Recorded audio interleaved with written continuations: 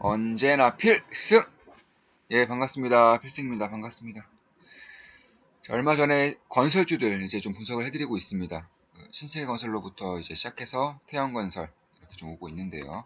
사실상 이 태영건설 같은 경우에는 건설주임에도 불구하고 코엔텍, YN텍 이런 기업들과도 어느 정도 좀 연관이 되어 있는 그런 기업이라고 볼 수 있습니다. 근데 최근 들어서 굉장히 좀 큰 이슈가 하나 떴죠. 바로 이 머스트 자산 운용사에서 이제 15%의 이상 이제 지분을 태양건설의 지분을 소유하면서 이 경영권에 적극적으로 참여하겠다라고 밝혔습니다. 그 이유 중에 가장 큰 이유는 역시나 태양건설이 저평가되어 있다는 겁니다. 그러니까 이 저평가되어 있기 때문에 기업 가치 제고를 통해서 이제 자신들이 이익을 취하겠다 뭐 이런 의도인 것으로 파악되고 있습니다. 사실상 뭐 그 전 영상에서도 말씀드렸지만 뭐 실적으로 보나 아니면 가치로 보나 성장성으로 보나 아니면 자회사들의 그런 실적이라던가 뭐 지분 가치를 통해서도 지금의 시가총액 1조 정도 되는 이 시가총액은 너무나도 저평가되어 있다라고 말씀을 드린 바가 있습니다. 그 전에 말씀드렸던 뭐 신세계건설, GS건설 다 마찬가지입니다. 따라서 원래 같은 경우는 뭐 성장주 위주로 좀 분석을 해드리고 있지만 이런 기업들 같은 경우에는 가치주임에도 불구하고 반드시 좀 주목을 해야 되는 기업이 아닐까 이렇게 생각하고 있습니다. 물론 매수매도 추천 절대 아닙니다. 하지 마세요. 다만 저 필승에 대한 모든 영상을 보시면은 뭐 아시겠지만 이 분석을 통해서 굉장히 큰 도움 받을 수 있을 겁니다. 그렇게 생각하고 있고 앞으로도 좋은 영상으로 찾아뵐 예정입니다. 자, 그렇다면 이 경영 참여의 목적, 우리는 어떤 것을 노릴 수 있는지, 그리고 어떻게 대응하면 되는지에 대해서 좀 말씀을 드릴 필요가 있을 것 같습니다. 먼저 가장 큰 이유는 이 TSK 코퍼레이션의 가치를 재점화시키겠다 이겁니다. 그러니까 이 IPO 시장, 비상장 시장에서 이 태양건설이 대략 70%가량, 60% 이상 TSK 코퍼레이션의 지분을 소유하고 있습니다. 이거 쉽게 말해서 뭐 폐기물 업체입니다. 폐기물 업체. 그러니까 지금까지 시장에 잘 알려져 있는 뭐 코엔텍, YN텍처럼 TSK 코퍼레이션도 폐기물 업체고 영업이익이 연간 대략 1000억 가까이 나는 600억에서 1000억 정도 나는 그런 아주 안정적인 실적을 내는 그런 회사입니다. 그렇기 때문에 실질적으로 이 가치가 1조가 넘는다고 하죠. 비상장 이제 거래시장에서 이제 1조가 넘는 그런 가치를 부여받고 있기 때문에 대략 지분을 60% 이상 가지고 있는 태양건설 입장에서는 자회사 가치만 이 TSK 코퍼레이션의 지분 가치만 7천억 원이 넘어요. 6천에서 7천억 원 정도 되기 때문에 지금의 1조 가치는 너무나도 말도 안 되는 그런 시가총액이다. 물론 지금까지의 한국 시장이 굉장히 좋지가 않고 특히나 현 정부의 이런 건설자 주기가 역대급으로 진행되고 있기 때문에 정말 투자 심리로는 안 좋은 것이 맞습니다. 다만 투자 심리만으로 이렇게 투자를 하기에는 너무나 우리 인생이 길죠. 그러니까 어느 정도 팬더메터를 보고 중장기적으로 투자를 고려한다면 이런 기업들 같은 경우에는 주목은 안 할래 안 할 수가 있을까 이렇게 느껴지는 그런 기업 중에 하나입니다. 사실상 이 TSK 코퍼레이션을 만약에 인적 분할을 한다고 하면은 지금까지 머스트 잔양운용사가 좀 지향하고 있는 그런 쪽으로 가치를 재점화시킬 때에는 인적 분할될 가능성이 있습니다. 인적 분할을 한다고 하면은 태양건설 주주 측은 만약에 TSK 코퍼레이션이 IPO가 성공한다면 이쪽에 대한 지분과 그리고 태양건설의 지분을 동시에 가질 수 있는 그런 권한을 가지기 때문에 결국 그 전까지 인적 분할되기 전까지 태양건설의 가치 상승은 대략 한 최소 뭐 몇십 퍼센트 이렇게 오르진 않을까 이렇게 보고 있습니다. 그래서 이런 것을 봤을 때도 뭐 괜찮은 흐름을 보일 수가 있고요. 특히나 가장 이제 최근에 좀 주목받고 있는 것이 바로 관광단지입니다. 관광단지. 뭐 신세건설에서도 마찬가지지만 신세건설은 화성 테마단지, 테마단지를 이제 육성함으로써 정말로 큰 수혜가 예상된다고도 말씀드렸고요. 태양건설 같은 경우에는 1조 원 규모의 이제 관광단지를 이제 설립을 하겠다라고 밝히고 있습니다. 사실상 뭐 장기적으로는 뭐 면세점이 될 수도 있고 뭐 카지노까지 뭐 나아갈 수 있는 것인데 사실상 이걸 운영하는 게 바로 이 태양건설의 자회사이고요.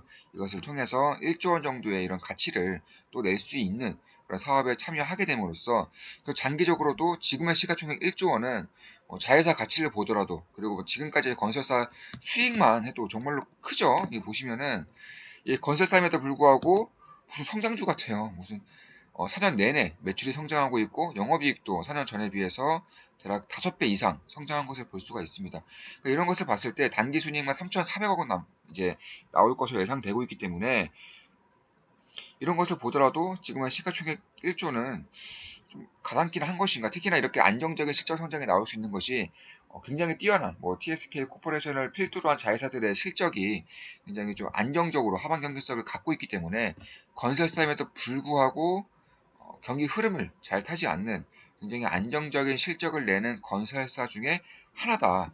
이렇게 보시면 될 것 같습니다. 사실상 이런 것을 보더라도 뭐 머스트 잔향 운용사가 굳이 끼지 않더라고 하더라도 그 가치 제고는 언젠가는 이루어질 것이라고 생각했지만 이 머스트 잔향 운용사 굉장히 우리나라에서는 굉장히 유명한 운용사입니다. 10년 동안 자산 가치 10배 이상 불렸고요. 1년에 평균 1년 동안 내었던 수익률이 27%입니다. 27%. 거의 말이 안 되는 수익률이죠.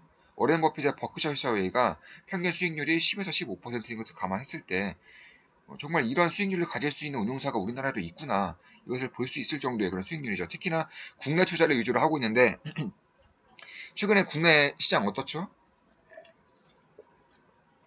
뭐 박스피죠, 박스피.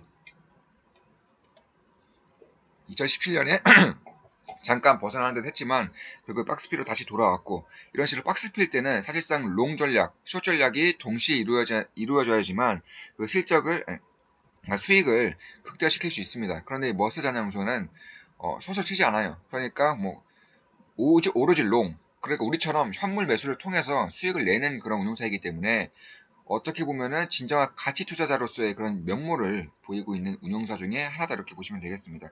우리나라 대부분의 사모펀드들이 이 롱 전략과 숏 전략을 골고루 이용하면서 이 박스피 장세를 이용하는 반면에 이런 그 운용사 같은 경우는 장기적인 안목에서 좀 투자를 하고 있는 것으로 좀 보시면 될 것 같습니다. 그래서 이런 가운데서도 12%에서 이제 최근에 15%까지 지분을 늘렸고요. 지금 이런 것을 보더라도 지금 계속 사고 있죠. 지금 보시면 심지어 어제까지 이런 식으로 또 이제 매수를 해주면서 지속적으로 지분을 늘리면서 결국에는 2대주주로 이제 등극하는 그런 모습을 보이고 있습니다.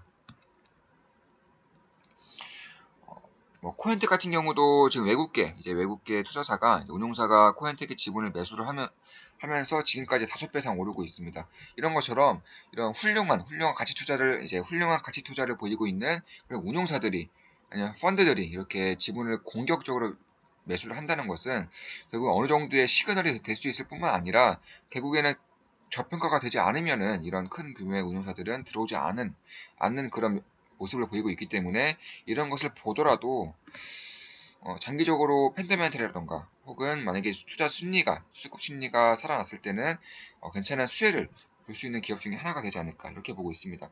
물론 제 모든 영상은 매수매도 추천 아니죠. 참고하시면서 이런 식으로 좀 투자를 하신다면은 조금 더 안정적인 그런 투자 수익을 낼 수 있지 않을까 이렇게 보고 있습니다. 특히나 이 TSK 코퍼레이션도 역시 M&A 시장에서 1조 원이 넘는 평가를 받고 있고요.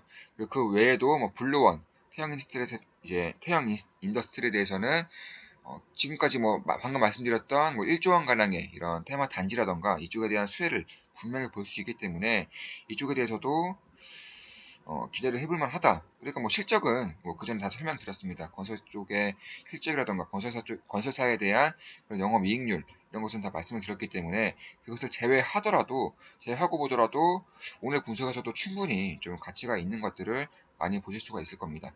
그렇다면 이제 매수 범위도 좀 말씀을 드리겠습니다. 물론 매수 범위도 추천 아니지만 그래도 좀 보수적으로 만약에 매수를 해 나간다면은 신규 투자라던가 추가 매수를 한다면은 결국 이 정도 자리에서는 괜찮은 기회가 될 수 있다. 이렇게 보고 있습니다. 대략 13,000원에서 11,500원 사이에서는 괜찮은 분할 매수 범위가 될 수 있다라고 개인적으로는 보고 있습니다. 주봉도 마찬가지죠. 주봉도 보시면 괜찮은 안정적인 흐름을 나타내고 있죠. 마치 태양건설의 실적을 보는 것 같습니다. 보시면은 1파동 이후에 다시금 이렇게 가라앉고 있기 때문에 여기서 조정을 받으면서 결국에는 다시 지지가 된다면 이 3파동으로 이어나갈 수가 있는 그런 범위가 만들어질 수 있는 겁니다. 사실상 이런 식으로 올랐다가 5파동까지 진행 이후에 겨우 1파동의 하락을 이제 거치고 다시금 오르고 있다는 점에서 굉장히 조정폭도 크지가 않았습니다. 사실은 조정폭도 크지가 않았고 조정 기간이 길지도 않았습니다. 투자 심리라던가 건설주에 대한 편견 이런 것들이 가미되었음에도 불구하고 결국에는 실적이 모든 것을 좀 이겨내면서 다시금 상승 사이클로 타고 있는 그런 모습이다라고 보시면 될 것 같습니다. 그래서 주봉에서도 보시면 결국에는 13,000원대에서 이 정도까지 13,000원대에서 11,000원대까지는 좋은 분할 매수 범위가 될 수 있다. 지지라인이 굉장히 확고하기 때문에 이 라인대에서는 괜찮은 그런 보수적인 투자가 될 수 있을 것 같습니다. 월봉도 마찬가지죠. 월봉도 보시면은 이제 이 라인대까지는 괜찮은 분할 이제 매수 범위가 될 수 있을 것 같습니다. 자, 그럼 여기서 그럼 이제 태양건설에 대한 분석이었고요. 최근에 굉장히 핫한 건설주 중에 하나인데, 예, 건설 심리 자체가 좀 죽었기 때문에 길게 보더라도 좀 매수 범위가 온다고 한다면은 이제 길게 보더라도 좀 괜찮은 이제 투자 기회가 될 수 있을 것 같다. 이렇게 보고 있습니다.